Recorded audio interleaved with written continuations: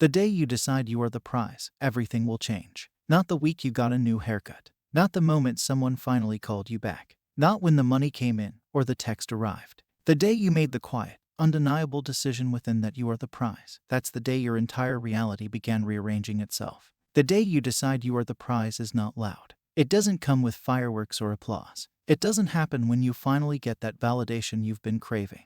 It comes quietly, in the stillness of a moment when you are alone with yourself. It's a shift, a decision so internal that nobody can see it, but everyone begins to feel it.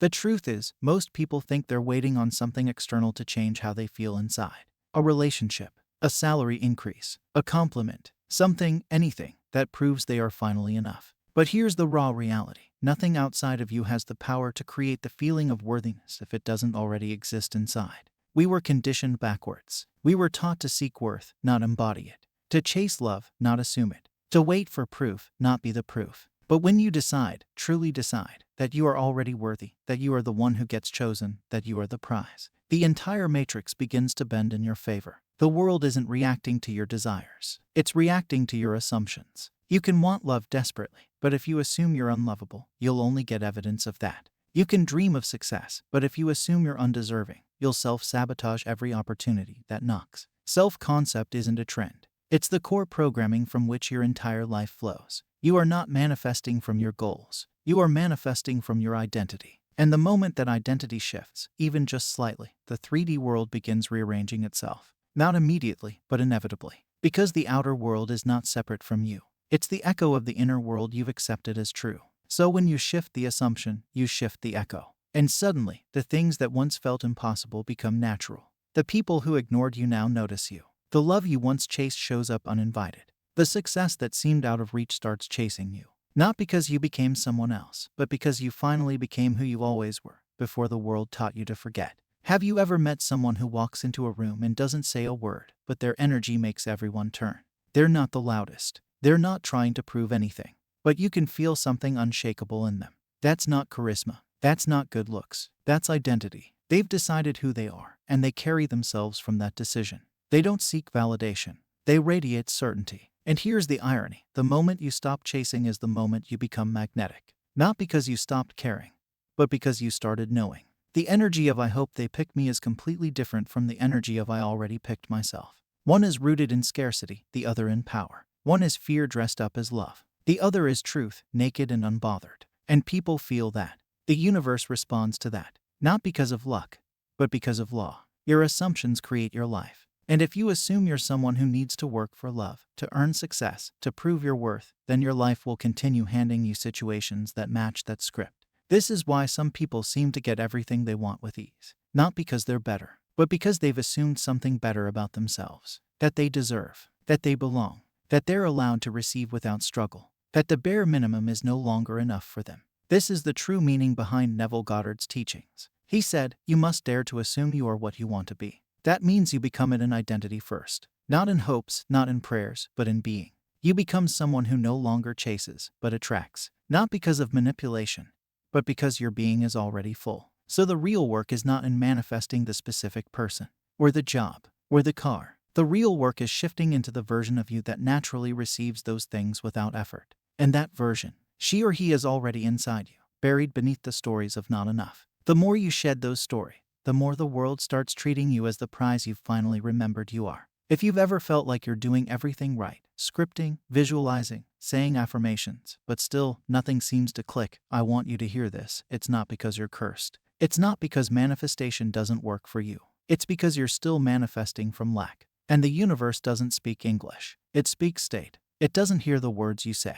It responds to the identity you embody. You can say "I am loved" 1,000 times a day, but if deep down you feel abandoned, you'll keep attracting situations that confirm that inner belief. You can visualize your dream job every morning, but if you still see yourself as unworthy, you'll sabotage every interview or never get called back at all. The universe is not responding to what you want. It's responding to who you think you are. And if you think you're someone who has to struggle, wait, prove, beg, or be perfect to receive, that's exactly the kind of journey you'll manifest. And it's subtle. Because it often looks like hard work. It looks like being the nice girl or the good guy or the overachiever. But underneath that, a scared child just trying to be enough. Just trying to be picked. Just trying to finally feel seen. But here's what's wild. When you finally decide you don't need to be picked to feel seen, you get picked, not as a reward, but as a reflection. A reflection of the new self-concept that says, I no longer chase. I am the things you've been chasing. They don't live outside you. They live on the frequency of the version of you who doesn't chase. So when you become her, when you become him, those things have no choice but to meet you where you are. Not because you begged, but because you remembered. This is the part nobody tells you. You're not chasing love. You're chasing proof that you're lovable. That someone will look at you and finally say, yes, you're enough. I choose you. But the tragic part is, even when someone does say it, it never lands. It never feels like enough. Because deep down, you don't believe it. Not really. So you keep chasing. You keep trying. You bend. You shrink. You show only the most lovable parts of you, hoping that this time, it will finally be enough to stay. And then, when they pull away, when things fall apart, it confirms your deepest fear that maybe you're not worthy of being chosen. But that fear isn't truth. It's just programming. Programming from childhood moments where your needs weren't fully met, where love was inconsistent, where you had to earn affection or be perfect to avoid abandonment. And you brought that story into adulthood without realizing it. So now, every relationship becomes a mirror for that old wound. You're not actually reacting to what's happening in the moment. You're reacting to what it means to your self-concept. If someone is cold to you, it's not just rudeness. It's rejection. If someone ghosts you, it's not just silence. It's confirmation that you're forgettable. But none of that is real. It's a dream you keep recreating because you haven't yet decided to wake up. And waking up means one thing. Deciding that you are lovable, even if no one says it. That you are the prize, even if they don't see it. Because the truth is, when you embody the belief that you are enough, love stops being something you chase and starts being something you allow. It's not something you beg for. It's something that flows toward you, effortlessly, consistently, because you are now on the same frequency as it. You no longer need others to reflect your worth back to you. You've become the reflection. You've stopped asking the world to confirm your value, and instead, you've become the source of it. So ask yourself this, gently, are you manifesting love? Or are you manifesting a band-aid for your self-worth? Because once you no longer need love to feel lovable, that's when love begins to flood in. Not because you forced it, but because you finally stopped blocking it with unworthiness. And that shift, that's what changes everything. There's something deeply liberating and terrifying about realizing that your outer world is not mysterious. It's mathematical, it's structured, it's exact, not in form, but in essence. And the formula it follows is simple. Who you believe you are is what your world reflects back to you. Not occasionally, not sometimes, always. This is what Neville Goddard meant when he said, everyone is yourself pushed out. It means the way people treat you, the patterns you see, the energy you attract. It's not random. It's you. Repeated, mirrored, echoed. Now, for most people, this truth feels like a punch in the stomach at first. Because they look at their life and think, why would I ever create this? Why would I attract partners who leave, friends who ignore me, jobs that don't value me? But the answer is simple, even if it's not easy, because, at some level, you believe that's what you deserve. Not consciously, never consciously, but in the deeper identity that's been shaping your reality since you were a child. That's the part that needs healing, not the symptoms, not the people, the root. And here's the good news, if you created the old story, you can create a new one. You're not trapped. You're not broken. You're just programmed. And programs can be rewritten. The moment you start showing up as the version of you who believes, deeply and non-negotiably, that they are the prize, the universe will begin to organize around that. You'll find yourself in rooms you used to feel invisible in, and suddenly, all eyes are on you. You'll walk away from dynamics that used to hold power over you, and suddenly, they chase you. But it won't feel like a trick. It'll feel like coming home. Because the world is no longer playing a game with you. It's just doing what it's always done, reflecting who you've decided you are. And the day you change that decision is the day everything changes. This is the spiritual law that humbles every ego and heals every wound. You do not attract what you want. You attract what you are. And what you are is defined by what you consistently believe about yourself when no one is watching. You can want a loving, stable relationship, but if you see yourself as someone who is always left, you'll find yourself in situations where love starts strong and ends in silence. You can want to be rich, but if you believe you're someone who always has to figure it out, you'll keep getting stuck in survival mode. The wanting doesn't matter. The being does. And that's the twist in the journey. Because you realize that the real transformation has nothing to do with the outside. The car, the person, the lifestyle, those are shadows, echoes. The transformation is internal. It's in how you carry yourself, how you speak to yourself, how you walk into a room, how you respond to disrespect, how you hold your standard, even when no one is watching. When you truly believe you are the prize, you stop accepting crumbs. You stop waiting for closure. You stop trying to prove anything. You simply live in alignment with the version of you who knows, I belong. I deserve. I allow. Neville said, assume the feeling of the wish fulfilled. And when people hear that, they often think it means pretend to feel good.